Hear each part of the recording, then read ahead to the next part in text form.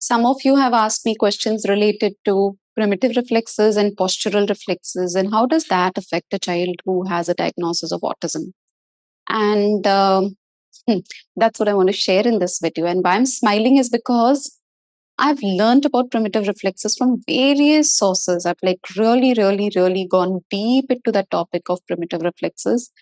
As therapists, we were trained to work on with postural reflexes, and I always thought that primitive reflexes, postural reflexes are all related to only motor, what you call difficulties, the gross motor, child is able to jump, run, climb, whatever. And I used to see it only from that perspective. And as I continued working, I realized how these things affect the development of self esteem, the development of emotional regulation, the development of self regulation, and so many other things. So, when a child who has a diagnosis of autism has sensory registration difficulties, when I sense something differently, when I hold something and I feel it differently, the motor system, the way my motor system would respond to it would also be different. I didn't think of this at all. Initially, I used to only see it. I used to see the label, that's all. But then I later realized labels are just descriptions. They just tell you what the child is able to do, what your child is not able to do. And as a therapist, my aim is to help the child to be able to do what he cannot do using things that he can do. It's as simple as that. So, there are these reflexes called withdrawal reflexes, which are like deep down inside. Okay, like an onion. If you see, the deep down inside innermost layer would be the withdrawal reflexes. Then the next circle or the next layer is the layer of primitive reflexes, and I've explained about that in details. And if you can refer to my lectures on primitive reflexes. But primitive reflexes are primitive. They're supposed to play a role for some time when a child is born, till like max up to 1 year of age. Only one reflex, that's TLR backwards, which stays in a weakened form till 3.5 years.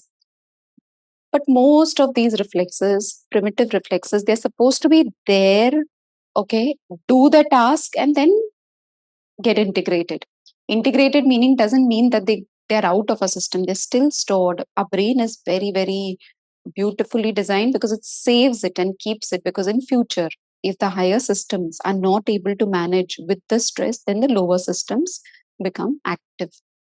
So the primitive reflexes become inhibited, or they get integrated, or they get dormant, but they are in our body present. So that's primitive reflexes. They're not supposed to stay beyond a particular age, as I said, after 12 months of age. Then there are postural reflexes. Now, these are something like, you shake, see this, you see this? So whenever I move when my body is moved, you see my head comes into the midline. If I move here, now this is not very, I'm not thinking, it just happens automatically. So writing the head with the body is a postural reflex. And then there are something called as equilibrium reactions, where you can balance yourself when the surface is moving, or when you're moving. So if you're climbing up the steps, or when, you're in a moving bus or a train, that's when we use our equilibrium reactions. So writing reactions, equilibrium reactions, protective reactions, you just push me, you see my hand. So if you just push me, this kind of a protective extension, my hand will just go and hold on to something.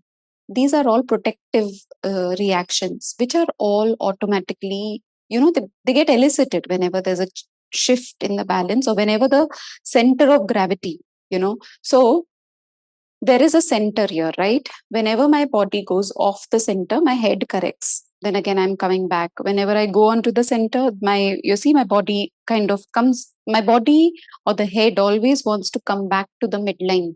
That is writing. And balance is when I'm able to move and balance myself on uneven surfaces, or when I'm moving and surface is stable. These all help us. And these are the ways by which our body makes a relationship with the gravity. In kids who have a diagnosis of autism, primitive reflexes are present and postural reflexes are underdeveloped. And in any program The aim is to inhibit or to integrate the primitive reflexes and to strengthen or to activate the writing and the equilibrium reactions, because these responses that I'm talking about, the writing and the equilibrium, are lifelong reflexes. They're supposed to stay with us. I mean, when I'm in a train and if there's a break or whatever, we balance ourselves. We don't have to think about it.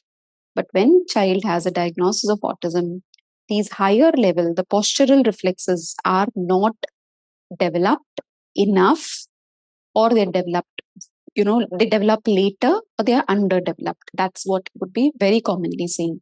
Until these postural reflexes do not get strengthened or activated enough, it's difficult to integrate the primitive reflexes.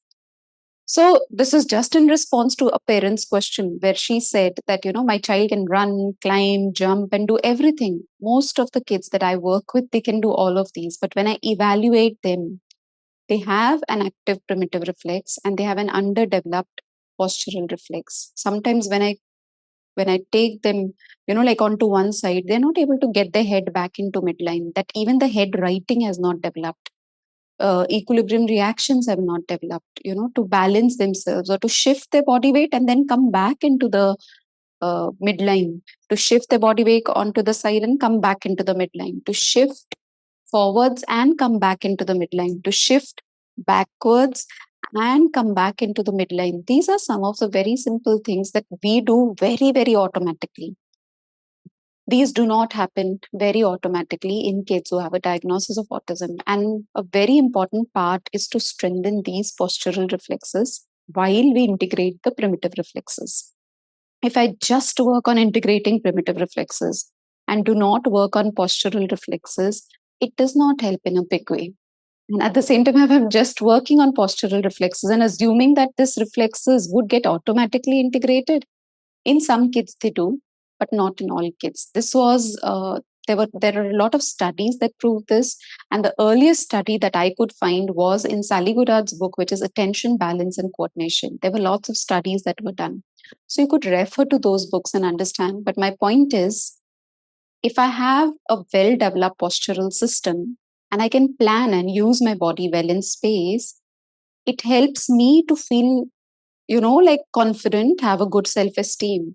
But when these difficulties are observed in the body, people feel everything developed normally, like walking, running, and everything. And why is my child not able to do? I have had instances in my earlier years as an OT where I would put the child on a ramp, on their tummy, they used to be, and they used to be on a scooter board, and they would come down the ramp, and we kind of get into this, like a protective extension. Automatically, when you come down a ramp, your hands go up to save yourself, or if you fall down, you protect your head, your head will come up. These were some of the things that do not come that very easily, or they develop late in kids who have a diagnosis of autism, and that affects the development of self-esteem. It affects self-help skills. It affects a lot of day-to-day activities, and that's why it's important we work on integrating these. I never realized the importance of working on postural reflexes. I never, matlab, as in what I'm trying to tell you is I did know that I have to work on postural reflexes, but I didn't know their relationship on the self-esteem and ego in my earlier years, like 2002, 2003. Then I started working. And in fact, in my earlier years as an occupational therapist till 2007, 2008, meaning for the first 8 years of my practice, I was only working on postural reflexes. Okay. And later I added up integration of primitive reflexes. So what I'm trying to convey is integration of primitive reflexes, activation of postural reflexes, both of them need to happen and need to be focused on while you're working with your kids or providing therapy. And these all have to happen in the context of fun, play, providing just right challenge to your child. It shouldn't be like, okay, like in the context of an instruction, okay, now do this. Okay, now put your hand out. Oh, see, auntie's throwing you the ball. Now go onto this side and do it. These weight shifts and these automatically, like wanting to go and catch your ball and all of those things come very naturally to us. So when you work on those basic movement patterns, they are like ABCDs, like, so if I work on these basic movement patterns, you would see a lot of changes in the expression of the child. And I don't mean just the verbal expression, but in general, you will see a difference in your child. So that's what is postural reflex. I have not noted down who asked me this question, but this came into my comments. So if you're listening to this and if you feel this is helpful, let me know. And if you feel you have more questions on the basis of what I just told you, I would love to receive your questions and understand what is going on in your mind so that I can give you even more information. So I hope this was helpful, and I'll see you in the next week.